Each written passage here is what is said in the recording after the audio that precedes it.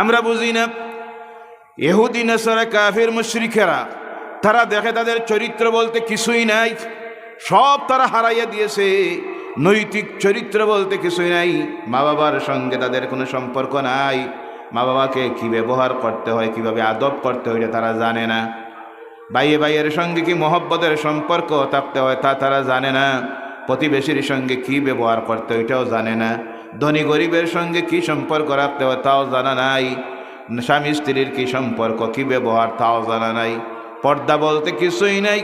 আল্লাহর নাফরমানিতে নিমজ্জিত হয়ে পারিবারিক বন্ধন বলতে কিছুই নাই। মায়া মমতা ভালোবাসা বলতে কিছুই নাই। তারা দেখলো আমাদের যে অবস্থা হয়েছে, ওই মুসলমানদেরকে যদি সেইভাবে বানানি না যায়, গোটা পৃথিবীর মহাশক্তি হবে মুসলমান। আর পৃথিবীতে একটাই মাত্র ধর্ম থাকবে, ইসলাম। আগামী ভবিষ্যতে গোটা পৃথিবীটা মুসলমানদের দখলে চলে যাবে। বলে সুবহানাল্লাহ। তাই তারা প্ল্যান করে, আজকের সবচেয়ে বড় হাতিয়ার হলো মানুষকে বিপথে পরিচালিত করার, যার নাম হলো সোশিয়াল মিডিয়া। কোনটা? এরা তো ওয়াজটা শুনেন না, কাণ্ডজ্ঞান তো থাকার দরকার। যেখানে মাহফিল চলতেছে একটু মাইকটা বন করি বা স্মরণ কমাই না। কোনোটা তো ইল্লা আছে মসজিদে জমাত চলে আর ওয়াজ জানার আবার জি, মানে কি পরিমাণ ওয়াজ পাগল, নমাজও বুঝে না, জামাতও বুঝে না। লা ইলাহা লা ইলাহা ইল্লাল্লাহ, লা ইলাহা লা ইলাহা ইল্লাল্লাহু মুহাম্মাদুর রাসূলুল্লাহ সাল্লাল্লাহু আলাইহি ওয়াসাল্লাম। ও আমার ভাইয়েরা, যুবকেরা, আজকে মুসলমান সমাজটাকে ধ্বংস করার জন্য তারা সোশ্যাল মিডিয়াটাকে ব্যবহার করতেছে। আর আজকে সোশ্যাল মিডিয়ার সবচেয়ে বড় যে জিনিসটা আধুনিক বিজ্ঞান মানুষের ঘরে ঘরে পৌঁছাইয়ে দিয়েছে, এর নাম হলো মোবাইল। কোনটা? কোনটা? মোবাইলটা কিছু মানুষের জন্য ক্যান্সারের চাইতে মারাত্মক ভাইরাস হয়ে গেছে। কথা ঠিক কিনা? জি, ধ্বংস করে দিতেছে একটা পরিবার সমাজকে। কিন্তু এটা বড় ভালো জিনিস। ভালো ব্যবহার যে ভালো করতেছে তার জন্য ভালো। কথা ঠিক কিনা?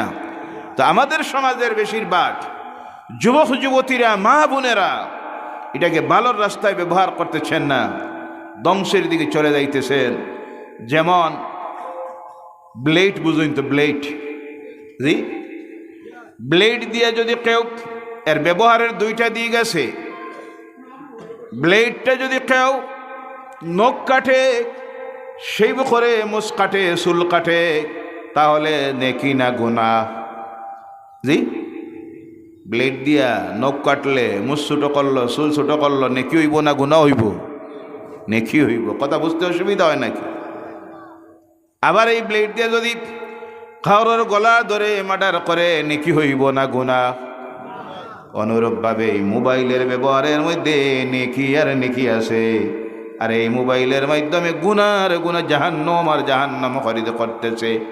বিশেষ করে আমাদের সমাজের যুবকেরা, যুবতীরা, কিছু সংখ্যক পর্দার আড়ালের মা বোনেরা আজ নিজেকে জাহান্নামের কীট বানাইতেছে এই মোবাইলের মাধ্যমে। কথা ঠিক কিনা? ইহুদি নাসারারা এই মোবাইলকে ব্যবহার করে আমাদের সমাজটাকে ধ্বংস করে দিতেছে। অশ্লীলতায় ভরপুর গান, নাচ, ঢং, থামসা আর তামসা। আপনি এখন বারোই না, এখন বারোইয়া রাস্তায় গেলে, দোকানের সামনে বা রাস্তায় গেলে এক এক জায়গা গিয়া দেখবা 4টা 5টা 6টা বত আছে নি না মোবাইল নিয়ে। এক একটা বাচ্চার বয়স 10-12 বছর বয়স, এর হাতে এত বড় মোবাইল। এটা দিল কে? তার বাপ। কথা ঠিক কিনা? নয় মারটা আনছে না বাবারটা আনছে। সবচেয়ে বেশি গার্জিয়ানেরা তাদের দায়িত্ব আদায় না করার কারণে পরিবারটা, সমাজটা, ছেলেমেয়ে ধ্বংস হয়ে যাইতেছে। 8-10 বছরের বাচ্চার হাতে আপনি দেখবেন 10-15 হাজার টাকা দামের মোবাইল, আর রাস্তার কিনারায় বসে গেম, পাবজি। আর একটা এদিন নাম শিখছি আমি, আগে জানা আসলো না। একজনে কইল ফ্রি ফায়ার। জি, কোন ফায়ার? এই ফায়ারিংয়ে মানে কোনো পয়সা লাগে না, ফ্রি ফায়ার। মারতে মারতে এমন হয়েছে মোবাইল এডিক্ট হয়ে নিজের গলায় ফাঁস লাগাইয়া মরছে, জাহান্নামে গেছে। বলে নাউযুবিল্লাহি মিন যালিক। অগণিত ঘটনাগুলি ঘটতেছে। আল্লাহ এর থেকে হেফাজত করুক, হেদায়ত করুক, সকলে বলেন আল্লাহুম্মা আমিন। ভাইয়ারা আমার, যুবকেরা, আল্লাহর রাস্তায় অনুরোধ রাখি, ও যুবকেরা, তরুণেরা, আপনাদেরকে আল্লাহ পাক বিশেষ মর্যাদা দিয়েছেন যৌবন কালটা, যেটা এটা হলো আল্লাহর সবচেয়ে বড় নিয়ামত।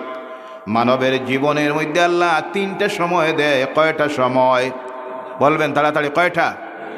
1 নম্বরে হলো বাল্যকাল, 2 নম্বরে হলো যৌবনকাল, 3 নম্বরে হলো বৃদ্ধকাল। বাল্যকালকে আল্লাহ ছেড়ে দিয়েছেন। বাল্যকালের কোনো হিসাব কারোর কাছ থেকে আল্লাহ নিবে না। ওই বাল্যকালে কোনো ছেলে মেয়ে যখন কোনো ভালো কাজ করে, আল্লাহ পাক সেই ভালো কাজের সওয়াবটুকুন তার মা বাপের আমল নামায় দিয়ে দেয়। সুবহানাল্লাহ।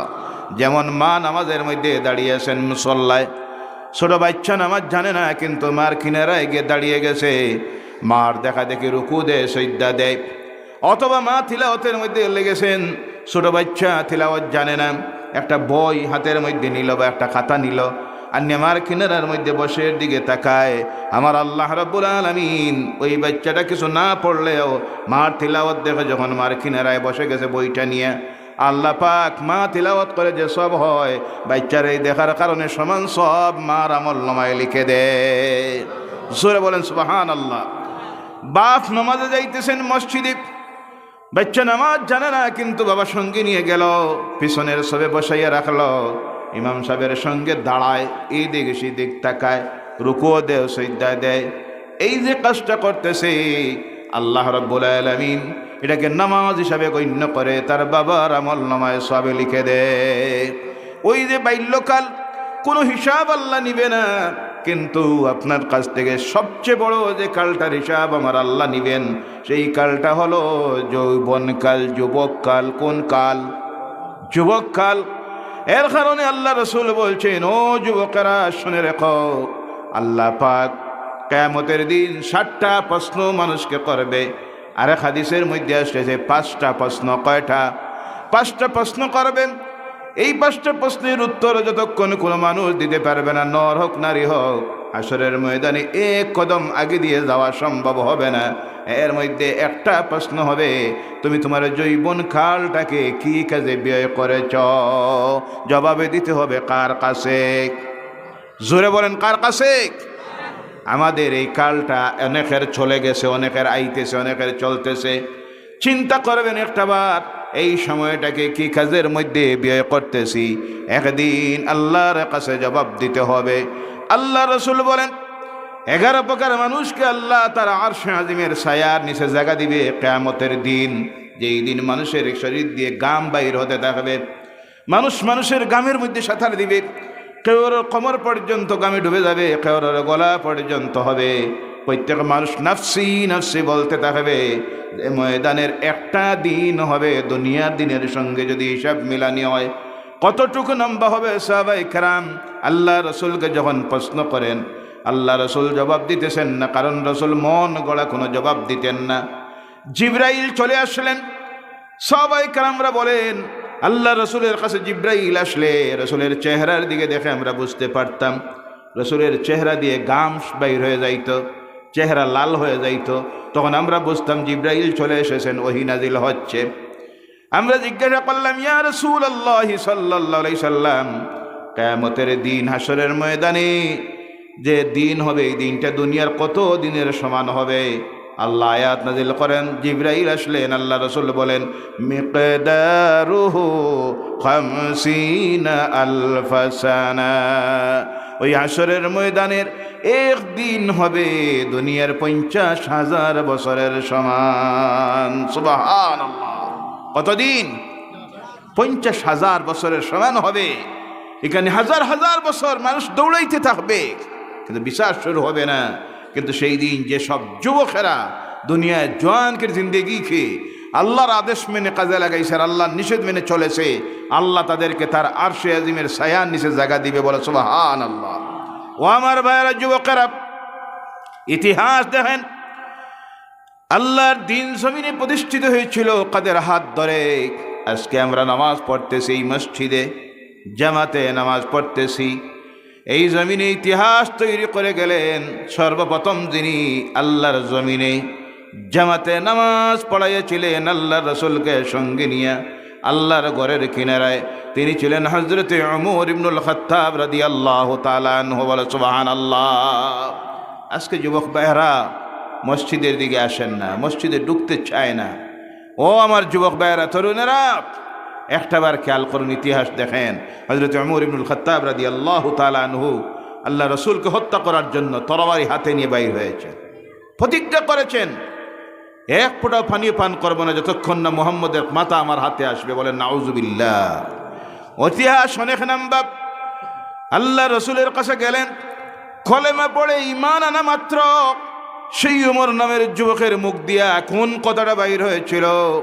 আল্লাহ রসুলের কাছে বলেন, ইয়া রাসূলুল্লাহ সাল্লাল্লাহু আলাইহি সাল্লাম, আমি জানি মুসলমান যারা হয় তারা নামাজ পড়তে হয় 5 ওয়াক্ত। সুবহানাল্লাহ। কয়ক? মুসলমান হইলে নামাজ পড়া লাগে কয়ক? জোরে হইন কয়ক? 5 ওয়াক্ত পড়বা। আল্লাহ যেন তৌফিক দে। সকলে বলেন আল্লাহুম্মা আমিন। বলেন ইনশাআল্লাহ। হযরত ওমর জিজ্ঞাসা করেন, ইয়া রাসূলুল্লাহ সাল্লাল্লাহু আলাইহি সাল্লাম, আপনারা নামাজ পড়েন, আমি তো দেখি না। মুসলমান হইলে আবার নামাজ পড়েন না। আল্লাহ রাসূল বলেন, ওমর ডে, আমরা নামাজ পড়ি কিন্তু প্রকাশ্যে নামাজ পড়তে পারি না। কাফের মুশরিকদের জুলুম অত্যাচারের ডরে আর ভয়ে প্রকাশ্যে নামাজ পড়লে তারা অত্যাচার করে। ঘরে লুকায়িতভাবে আমরা নামাজ পড়ি। এক একজন সাহাবীর ঘরে 2-3 জন মিলে জামাতে নামাজ পড়তেন। আল্লাহ রসুলকে হযরত ওমর বললেন, ইয়া রাসূলুল্লাহ সাল্লাল্লাহু আলাইহি সাল্লাম, এটা হতে পারে না। আমরা হলাম হকের পথে, এক আল্লাহকে বিশ্বাস করেছি, দুনিয়ায় কাউকে আমরা ভয় করি না। সুবহানাল্লাহ। মুসলমান ভয় করবে কারে? আওয়াজ করে বলেন কারে? মুসলমান ভয় করে কারে? ভয় করব কারে? আল্লাহ বাদ দিয়ে কাউকে কোনো মুমিন ভয় করতে পারে না।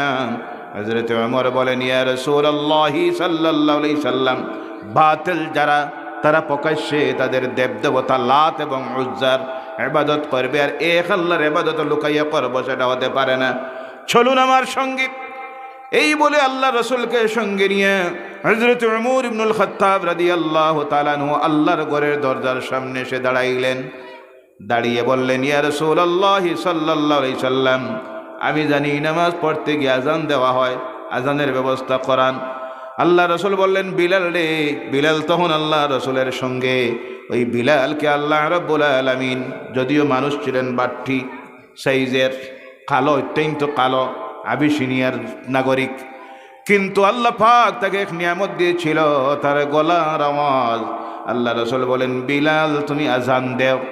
হযরতে বিলাল যখন শুরু করেছেন, আল্লাহু আকবার, আল্লাহু আকবার, চতুর্দিক থেকে মক্কার মুশরিক কাফিররা বাইর হয়। আর বাইর হয়ে বলে, আব্দুল্লাহর পুত্র মুহাম্মদের বুঝি এত সাহস হয়ে গেল যে ঘরের ভিতরে আমরা 360টা দেবতা ঢুকাইয়া রাখছি, ওই ঘরের দরজার সামনে দাঁড়িয়ে আজান দিবে, তার আল্লাহকে ডাকবে। চতুর্দিক থেকে বাইর হয়েছে।